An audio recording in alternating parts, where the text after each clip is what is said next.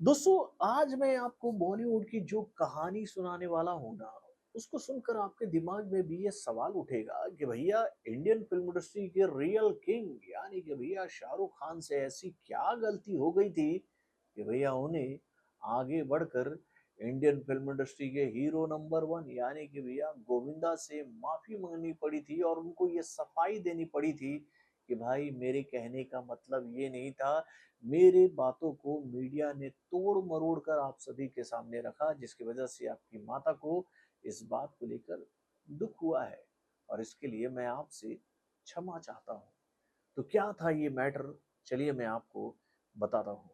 Hello friends, मैं हूँ नरेंद्र और मैं आपका एक बार फिर से स्वागत करता हूँ हमारे चैनल यानी कि वायरल न्यूज जंक्शन में। दोस्तों,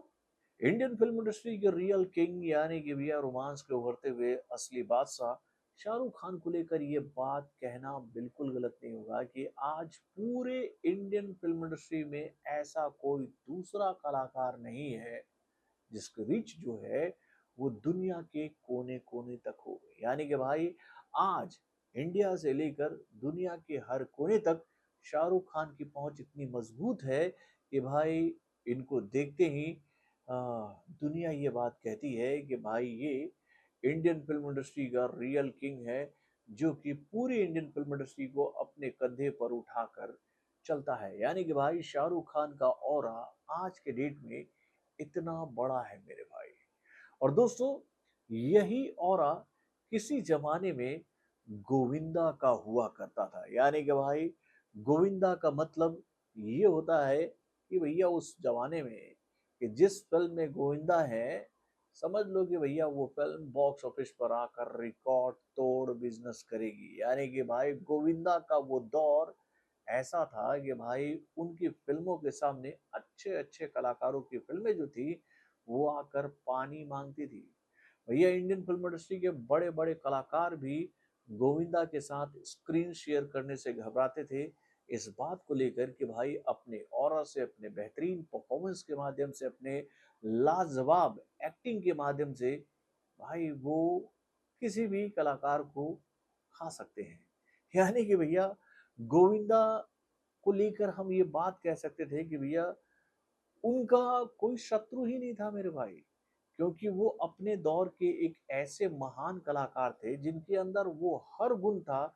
जो कि भाई सभी कलाकारों में अमूमन नहीं हो पाता है। चाहे आप गोविंदा से रोमांटिक सीन करा लो, चाहे आप गोविंदा से कॉमेडी सीन करा लो, चाहे आप गोविंदा से इमोशनल सीन करा लो, चाहे आप गोविंदा से पारिवारिक फिल्में बना लो, चाहे आप गोविंदा को लेकर एक्शन फिल्में बना लो, चाहे आप गोविंदा से नेगेटिव रोल करवा लो, भाई गोविंदा हर फॉर्मेट में खुद को ऐसे ढाल लेते थे कि भाई उनको देखकर पब्लिक ये बात कहती थी कि भाई ये बंदा एक ऐसा कलाकार है इंडियन फिल्म इंडस्ट्री का जिसके अंदर सर्वगुण संपन्न कहने वाले शब्द इस्तेमाल किए जा सकते हैं। यानी कि भैया इनके अंदर में कोई ऐसा गुण था नहीं जिसको देखकर हम ये बात कहें कि भैया गोविंदा के अंदर इस गुण की कमी है।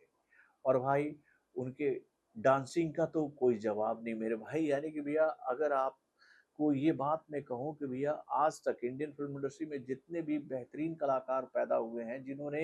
अपने डांसिंग के माध्यम से पब्लिक का दिल जीता है, भाई उन कलाकारों में इतना मद्दा नहीं है कि वो गोविंदा के ऑरा को क्रॉस कर सके। यानी कि भाई गोविंदा से बेहतरीन एक्टर और गोविंदा से बेहतरीन डांसर आज तक इंडियन फिल्म इंडस्ट्री में पैदा हुआ ही नहीं है। और यही वजह था कि भैया गोविंदा अपने ज़माने के एक ऐसे कलाकार थे कि भैया उनको लेना हिट की गारंटी हुआ करती थी। और गोविंदा का वो दौर लगभग लगभग सिनेमाघरों में 25 सालों तक चलता रहा मेरे भाई। यानी कि भैया उन्होंने इस दौरान इतनी सारी हिट फिल्में दी कि भाई उसकी लिस्ट काफ़ी लंबी है। और इसी वजह से भाई गोविंदा से उनके ज़माने के जो कलाकार है ना, जो कि भैया उनके सामने आगे बढ़ने की कोशिश कर रहे थे, वो कहीं न कहीं चिढ़ते भी थे मेरे। तो भाई जब गोविंदा अपने दौर में भैया चरम पर थे ना,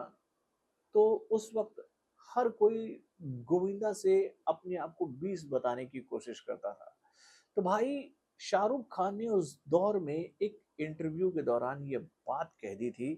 कि जो काम मैं कर सकता हूँ, वो गोविंदा नहीं कर सकता है और जो काम गोविंदा कर सकता है, वो काम मैं नहीं कर सकता। यानी कि भाई शाहरुख खान ने कहीं न कहीं ये बात पूरी दुनिया को बताने की कोशिश की कि भैया गोविंदा अपने क्षेत्र के माहिर हैं, वो अपने क्षेत्र में जो काम कर सकते हैं, वो काम मैं नहीं कर सकता हूँ, लेकिन वहाँ पर गोविंदा भी मेरे आजू-बाजू नहीं भटक सकते हैं, यानी कि मैं जो कर सकता हूँ, वो काम गोविंदा नहीं कर सकते हैं। और दोस्तों इसी बात को लेकर गोविंदा की मम्मी जो थी वो शाहरुख खान से काफ़ी खफ़ा हो गई थी, उनको काफ़ी दुःख हुआ था इस बात को लेकर कि शाहरुख खान कैसे मेरे बेटे को लेकर ये बात कह सकता है। और जब ये बात उस वक़्त शाहरुख खान को पता चली थी कि भाई उनकी बातों का गलत मतलब निकाला गया है मीडिया के द्वारा, शाहरुख खान ने फिर आगे बढ़कर ये बात क्लियर करने की कोशिश की गोविंदा को कि भाई आपको जो बातें बताई गई हैं या फिर आप लोगों तक जो खबर पहुंची है वो प्रॉपर खबर नहीं है। मैंने ऐसा कुछ नहीं कहा कि आप वो नहीं कर सकते जो मैं कर सकता हूँ। यानी कि भैया मैंने आपसे अपनी तुलना नहीं की है। तो भाई आगे चलकर जब शाहरुख खान ने अपने इस बात पर सफाई दी गोविंदा के परिवार को और गोविंदा की मम्मी से पर्सनली फ़ोन करके क्षमा माँगी थी, तो उसके बाद से ये मैटर जो है वो ख़त्म हुआ और इन दोनों के बीच में ये जो थोड़ा-सा विवाद शुरू हुआ था ना, इस पर विराम लग गया। तो भाई वो ऐसा दौर था यार गोविंदा का कि भैया जहाँ पर गोविंदा से